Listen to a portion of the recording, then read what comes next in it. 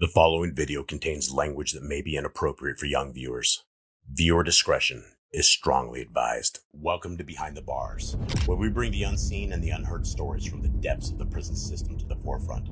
I'm your host, Jason Boss, and together we'll explore the madness, the chaos, and the harsh realities hidden behind the steel doors of prisons worldwide. From the local jailhouse to death row across the world, we'll show you the isolation, the seclusion, and the decades spent enduring unimaginable conditions. These are the stories of survival, struggle, and humanity in places most of us will never see. We're here to shine a light on what society often forgets, the voices of the incarcerated. Each story is real, each voice is authentic, and every moment reveals the raw, unfiltered truth of life behind the bars.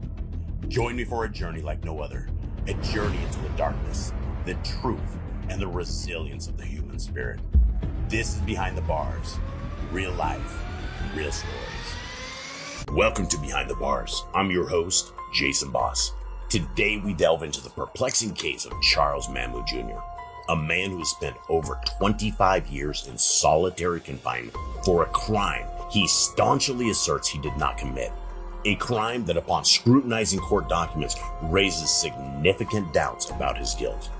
In December 1998, a drug deal in Houston, Texas spiraled into chaos. The encounter led to a violent shootout, resulting in the tragic deaths of Terrence Gibson and 17-year-old Mary Carmouche. Prosecutors alleged that Mamu orchestrated the botched drug transaction, during which he fatally shot Gibson, abducted Carmouche, and later took her life. Notably, an all-white jury convicted Mamou, a black man, raising concerns about racial biases in the judicial process. Mamou has consistently maintained his innocence, and a thorough examination of the court documents reveals inconsistencies and a lack of concrete evidence tying him to the crime. Despite these uncertainties, he was sentenced to death and has been confined in isolation for over a quarter of a century. In this episode, we will meticulously analyze the court transcripts, uncover overlooked details, and question the integrity of the investigation and trial. Is Charles Mamou Jr. an innocent man wrongfully imprisoned? Join us as we seek to uncover the truth. From Behind the Bars, this is one controversial case. Stay tuned. This is an episode you will want to miss. Please keep fighting for my son. That was a text received from Charles Mamou's mother. Her son was sentenced to death over 20 years ago in Houston, while the Harris County District Attorney's Office was under the rule of Johnny Holmes, a man known for and proud of pursuing the death penalty. The amount of information manipulated or not shared with the jury in the Mamou case is disturbing, but one aspect that gets overlooked is the theatrics and misinformation put into destroying Mamou's character for the jury. What they lacked in evidence was made up for in portraying the defendant as a monster, and then they instructed the jury they could consider things they would hear about his character when deciding the case.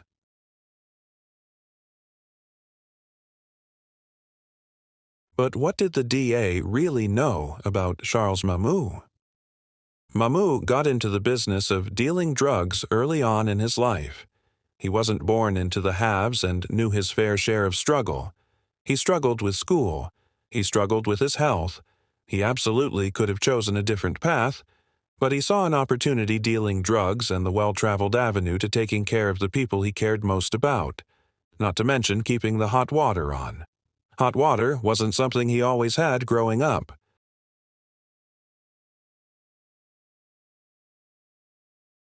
Over time, Mamou earned a reputation, but it wasn't one for violence. As one resident of Sunset described him, Chucky was a respectable boy and a fine young man. I worked as a cook at Sunset Elementary School where Chucky attended. He was a quiet little boy and mainly kept to himself. To my knowledge, he did not have any behavior problems in school, and his grades were either average or above average. When Chucky was older, he would often talk to my son about his problems.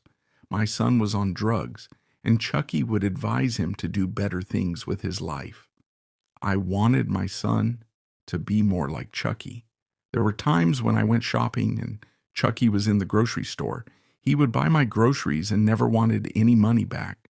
There were many other people in town that Chucky would help buy groceries, pay rent, or their electric bill.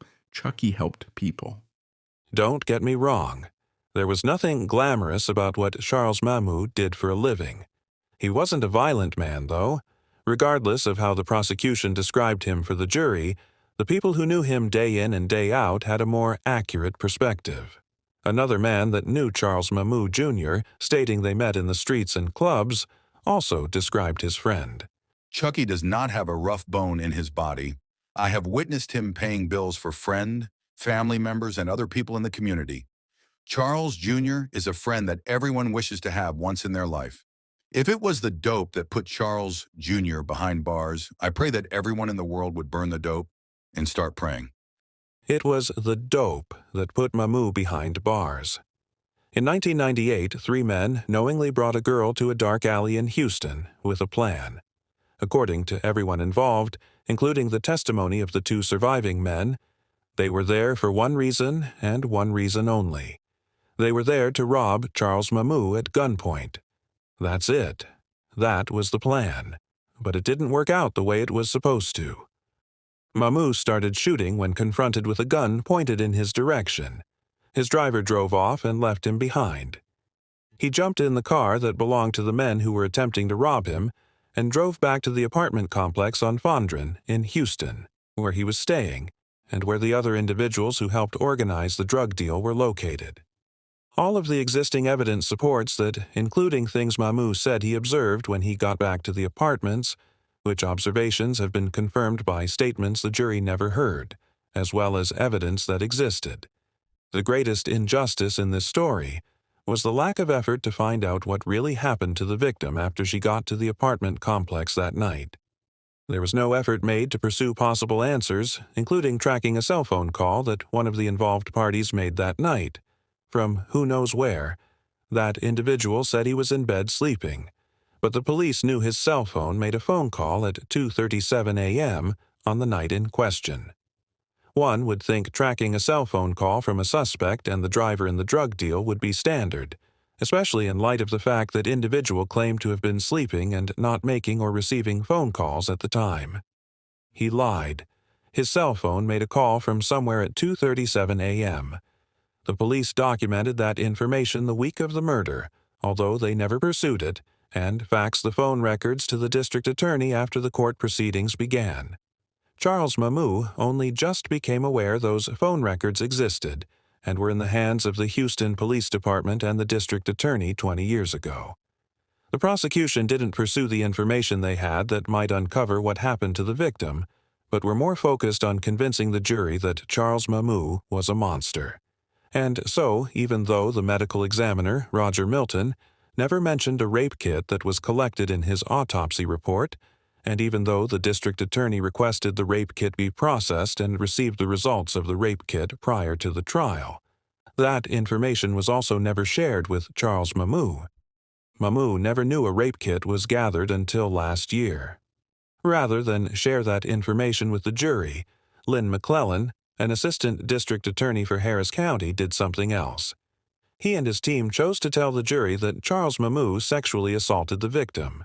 The entire time he was doing that, he knew full well a rape kit had been collected, and it revealed no semen found on any items.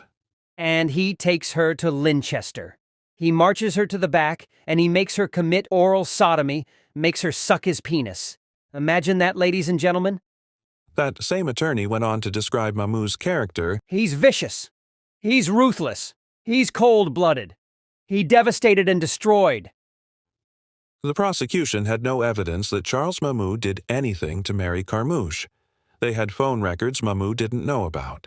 They had a rape kit Mamou didn't know about.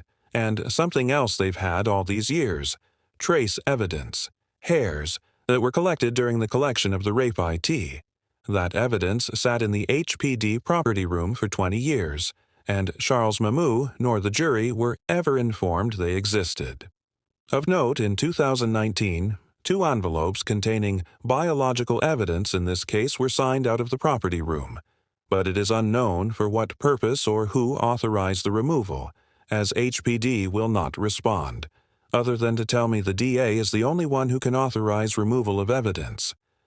At the DA's office, I was told they didn't know anything about the removal of the evidence. Years ago, Chris Mamou described his brother in a statement.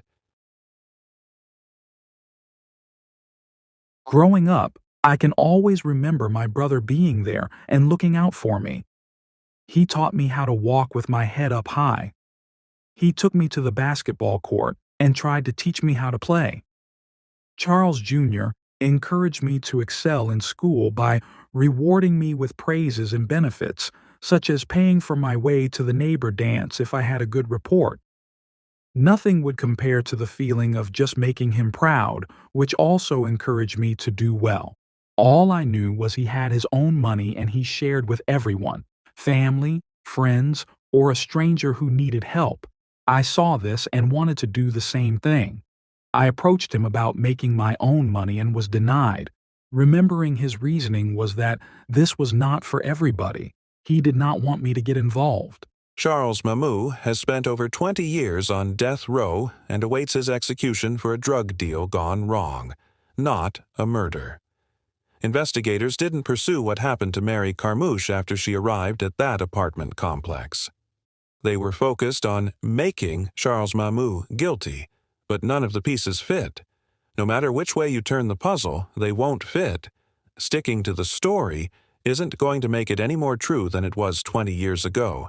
Mamou can be executed. It's not going to make it true. He can die incarcerated during a pandemic. It still won't make it true. He's my firstborn. He has my name. Charles Mamou, Sr. will never give up on his son.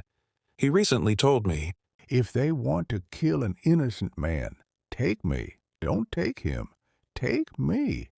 In the heart of Houston's night, under a dim street light, plans were laid in shadows, wrongs to make a right. Two sides with hidden motives, trust was in decay. A deal turned into chaos, innocence led astray. Oh, the scales of justice, how they tip and sway. When truth is left in darkness, then lies light the way. If they seek to blame the blameless and let the guilty flee, take me in his place, let my soul be free. Shots rang out in panic, intentions gone awry. A girl caught in the middle, beneath the Texas sky.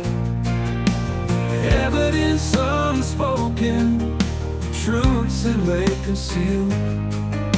A father's heart is broken as the facts are revealed.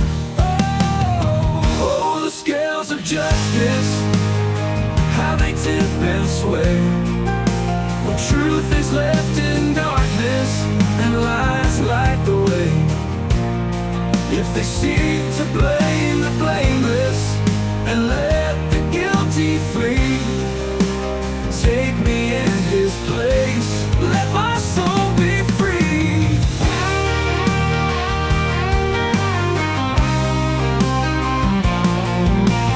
Years have passed in silence behind these prison walls, echoes of the missteps within the justice halls. A father's plea for mercy, a family's endless fight to shed light on the shadows and set the wrongs to right. Oh, the scales of justice, how they tip and sway. When truth is left in darkness and lies light the way. If they seek to blame the blameless and let the guilty flee, take me in his place, let my soul be free. In the quest for redemption, may the truth prevail. For in the light of justice, no innocence should fail. A father's love unyielding, a beacon in the night, guiding us to justice and to the path of right.